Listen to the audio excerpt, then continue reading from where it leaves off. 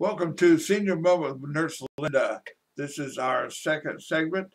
The first was on dangerous toys. This is on how to protect yourself in cold weather. Yes. For you Yankees, you need to pay attention. South Carolina, you need to make sure that you got a fan.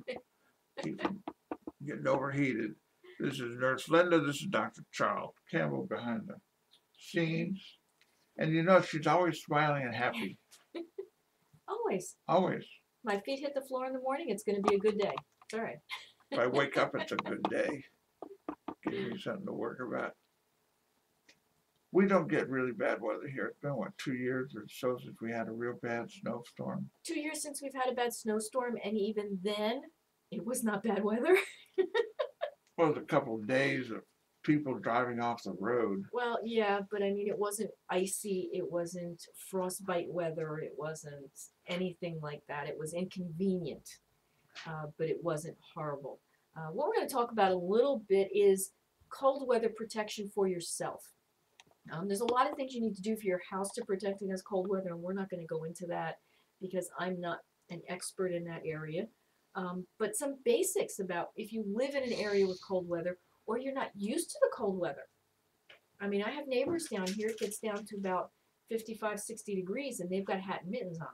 Yeah, I know. And I'm in a t-shirt, so, you know, it's all relative. But the most important thing to protect yourself is to remember layers. And you want layers of clothing, start with thin next to your body, and then you want something a little bit for warmth, and then you want something to break the wind. So you want 3 potentially different layers on your body at a minimum. Then if you get warm, you can open up, air out, and stay dry. You want to prevent sweating if possible, because once you sweat and the cold weather hits you, then you will be cold. You want to prevent against that. The other thing to remember is cover any exposed areas, especially when you're out in what they consider frostbite weather. We're talking, you know, down in the 30 degrees or below. So you want to make sure you have something that covers your face, goggles to cover your eyes. Cold air is very dry air, and people will notice right away their eyes feel very scratchy and dry, and that's why that is. So cover those areas, cover your fingers. Mittens are better than gloves. Gloves separate your fingers. You don't have the added warmth of putting them next to each other. So mittens are definitely the better way to go if you have to make a choice of something. Make sure your feet, same thing, cover in layers. A layer like a cotton or something like that against your skin, and then work your way out to something moisture proof so that when you step in that melting puddle or the ice breaks through when you step into that, you've got something to protect your feet against the cold water. I never wear cotton. I use fabric that wicks water away. And exactly. Because cotton gets soggy and you get blisters if you're walking on it. Yes. Yes. I just mentioned that from my old military days. No, absolutely. And there's different types of, they make specialty fabrics now that actually help to do that. Things made of nylon and other materials that help to bring that away from the body. Shirts and jackets and so on. Yes, so if you're going to be out there for any length of time, you might want to purchase some of the more specialized products. You mentioned layering. When I was a kid, you got a heavy coat. You froze your tush off. Nobody knew about layering. No, no. Our troops were freezing in Europe during World War II because they had big great coats and there was no layering. No, there was nothing. They had all that downy fabric, but nothing in between. When did layering come about? That was probably starting to come about in the 60s, I think. And of course, people who traveled into the mountains and things like they understood how that worked and how that should be. It just took a while for a huger adaptation of it. And having our kids do it. And you don't see the kids out there like this in the snow anymore because they can't move their arms because they're now in layered clothes, which are much more compact and much easier to play in. And they're safer. They don't fall down, and they don't have a fall down and can't get up moment. So it works. The other thing to be careful of is lotion and moisturizer. Why is that? I use lotion on my elbows to keep it from cracking. To keep it from your skin from cracking, remember we said the air was very dry. And it doesn't just affect your eyes, it affects your mucous membranes, your mouth. It affects your skin. And if you keep moisture in your skin, you'll prevent it. You actually help to prevent frostbite, which we're going to talk a little bit about.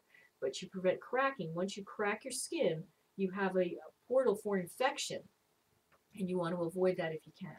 And it becomes painful. It just hurts. The other thing we have to be aware of is windburn, cold burn, which a lot of people don't appreciate. The wind rushing against your face can actually give you a sunburn. It's just like a sunburn, but it's called a windburn, and that can be very painful. It's a burn. Okay, we're down in South Carolina. Mhm. What's been, I think the coldest has been 30 degrees this year so far, something Yes. like that. We've had 2 or 3 frosts. That's more than we had last year, so we're good. Global warming. In my car, I carry a kit, which includes a blanket, it includes flares, Mhm. things to keep you warm in cold weather. Mhm.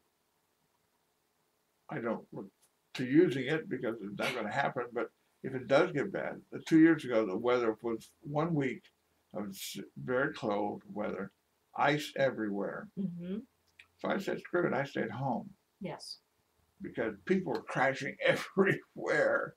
It looked like something out of Fantasia with the hippos skating around on the ice with cars. Whip, whip, whip, whip. But because we are in South Carolina, that brings us to the other part of this is people who ski regularly understand this concept. Even though it's wintertime, your skin is still being exposed to the sun. You're getting also reflective rays from the white snow. But even here in South Carolina, we don't get snow, but you're outside in the winter. Your sun is still being exposed. You still need to put on sunscreen. Yeah, it gets severe clear with bright. Still gets up Yes. to 90 degrees in my car in the wintertime. But you have no shade at all. The leaves are gone. The pines may offer some, but not a lot. You need to protect your skin. You also need to consider drinking extra fluid in the really? winter time. Just like in the heat of the summer, you need to drink that extra fluid. In the winter time, you need to as well because of the dry air. You don't realize when you breathe out, you're breathing out moisture. The moisture in your skin is being sucked out because of the dry air. So you need to replace that, and that's very important. Okay.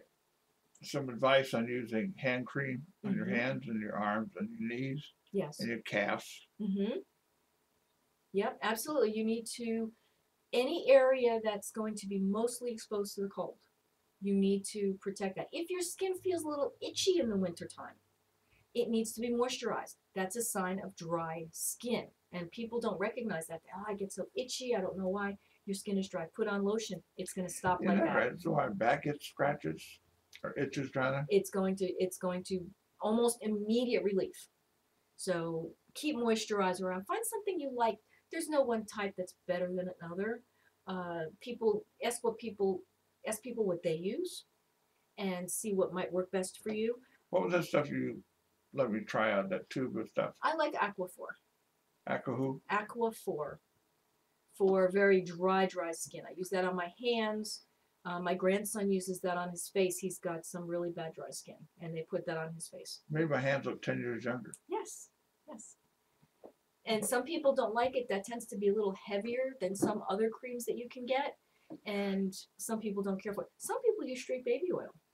You can also use it, as odd as it sounds, the old remedy, which is olive oil. It's very good for dry skin. It absorbs well. You just need a little bit of it, rub it in very well, and it works beautifully. And it doubles as a deodorant. You smell like a salad. Okay, what's our next segment? We're going to talk actually about some cold weather first aid, and how to recognize frostbite and how to take care of it, and car preparations and things like that for cold weather. We will be back with Senior Moment with Nurse Linda. Our call-in number 803-941-7231. That's 941-7231, and we'll be right back.